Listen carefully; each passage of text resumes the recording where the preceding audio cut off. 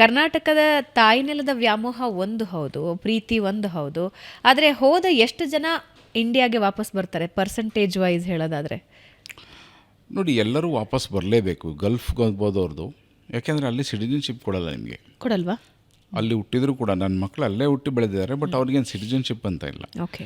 ಯಾಕೆಂದರೆ ಅದು ಮೊನಾರ್ಕಿ ಇರೋದ್ರಿಂದ ಅಲ್ಲಿನ ರಾಜ ಅವ್ರ ಮಗ ಮುಂದೆ ರಾಜ ಆಗ್ತಾನೆ. ಸೊ ಆ ರೀತಿ ಒಂದು ಸಿಸ್ಟಮ್ ಇದೆ. ಅವರು ಬೇರೆಯವರಿಗೆ ಸಿಟಿಜನ್ಶಿಪ್ ಕೊಡಲ್ಲ. ಸೊ ಹಾಗಾಗಿ ನಾವು ಎಷ್ಟು ವರ್ಷ ಅಲ್ಲಿದ್ದರೂ ಕೂಡ ನಾವು ವಾಪಸ್ ಇಲ್ಲಿಗೆ ಬರಲೇಬೇಕು. ಬಟ್ ಬರಲೇಬೇಕು ಅನ್ನೋ ಅಗತ್ಯ ಏನಿಲ್ಲ. ಯಾಕೆಂದರೆ ಅಲ್ಲಿ ಈಗ ಪ್ರಾಪರ್ಟಿನಲ್ಲಿ ಇನ್ವೆಸ್ಟ್ ಮಾಡಿದರೆ, 2 ಮಿಲಿಯನ್ ಇನ್ವೆಸ್ಟ್ ಮಾಡಿದರೆ ನಿಮಗೆ ಗೋಲ್ಡನ್ ವೀಸಾ ಅಂತ ಕೊಟ್ಬಿಡ್ತಾರೆ. 10 ವರ್ಷ.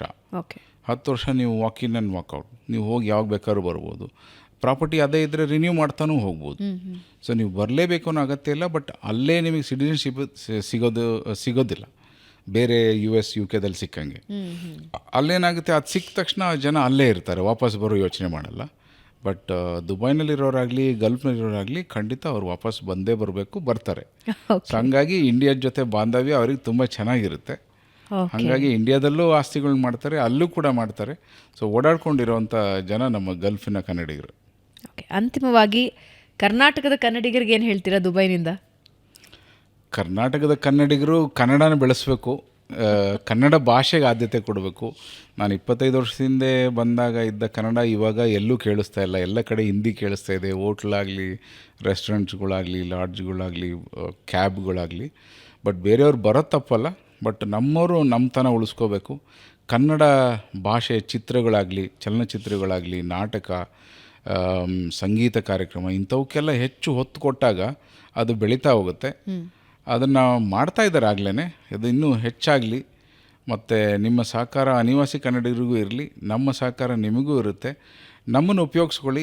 ಒಂದು ಇಂಟರ್ನ್ಯಾಷನಲ್ ಸ್ಟೇಜ್ ಬೇಕು ಅಂದಾಗ ನಾವು ಅವ್ರನ್ನ ವೆಲ್ಕಮ್ ಮಾಡ್ತೀನಿ, ಸ್ವಾಗತ ಮಾಡ್ತೀನಿ. ಇಲ್ಲಿ ಯಾವುದೋ ಒಂದು ಟ್ಯಾಲೆಂಟ್ ಇದೆ, ಅವ್ರನ್ನ ಪ್ರಪಂಚಕ್ಕೆ ಇಂಟ್ರೊಡ್ಯೂಸ್ ಮಾಡಬೇಕು ಅಂದರೆ ಅಲ್ಲಿಗೂ ಬರ್ಬೋದು, ನಮ್ಮ ರಾಜ್ಯೋತ್ಸವಗಳಲ್ಲಿ ಭಾಗವಹಿಸ್ಬೋದು. ಮತ್ತು ಇನ್ನೊಂದು ಜಾಗತಿಕ ವ್ಯಾಪಾರ ವೇದಿಕೆ ಅನ್ನೋದನ್ನು ಅನಾವರಣ ಮಾಡಿದ್ವಿ ಈ ವರ್ಷ. ಅದಕ್ಕೆ ಒಳ್ಳೆಯ ರೆಸ್ಪಾನ್ಸ್ ಬಂದಿದೆ, ಸಪೋರ್ಟ್ ಬಂದಿದೆ. ನಮ್ಮ ಕರ್ನಾಟಕ ಮಿಲ್ಕ್ ಫೆಡರೇಷನ್ KMF ಇಂದ ಸಪೋರ್ಟ್ ಮಾಡಿದ್ದಾರೆ, KSIC ಇಂದ ಸಪೋರ್ಟ್ ಮಾಡಿದ್ದಾರೆ. ಮೈಸೂರು ಸಿಲ್ಕ್ ಸ್ಯಾರಿಗಳು ಅಲ್ಲಿಗೆ ತಂದು ಪ್ರಮೋಟ್ ಮಾಡಿದರು. ಅರ್ಧ ಗಂಟೆಯಲ್ಲಿ ಒಂದು ಉಳಿಲಿಲ್ಲ.